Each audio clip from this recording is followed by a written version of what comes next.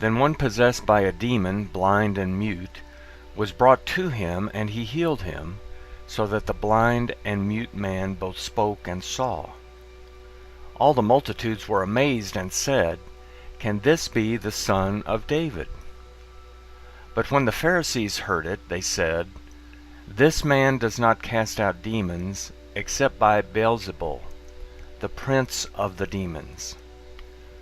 Knowing their thoughts, Jesus said to them, "Every kingdom divided against itself is brought to desolation, and every city or house divided against itself will not stand. If Satan casts out Satan, he is divided against himself. How then will his kingdom stand? If I by Beelzebul cast out demons, by whom do your children cast them out? Therefore they will be your judges. But if I by the Spirit of God cast out demons, then God's kingdom has come upon you. Or how can one enter into the house of the strong man and plunder his goods, unless he first bind the strong man? Then he will plunder his house. He who is not with me is against me, and he who doesn't gather with me scatters. Therefore I tell you, every sin and blasphemy will be forgiven men, but the blasphemy against the Spirit will not be forgiven men. Whoever speaks a word against the Son of Man, it will be forgiven him. But whoever speaks against the Holy Spirit, it will not be forgiven him, neither in this age, nor in that which is to come. Either make the tree good, and its fruit good, or make the tree corrupt, and its fruit corrupt. For the tree is known by its fruit. You offspring of vipers, how can you, being evil, speak good things? For out of the abundance of the heart the mouth speaks. The good man out of his good treasure brings out good things, and the evil man out of his evil treasure brings out evil things. I tell you that every idle word that men speak, they will give account of it in the day of judgment. For by your words you will be justified, and by your words you will be condemned. Then certain of the scribes and Pharisees answered, "Teacher, we want to see a sign from you." But he answered them, "An evil and adulterous generation seeks after a sign, but no sign will be given it, but the sign of Jonah the prophet.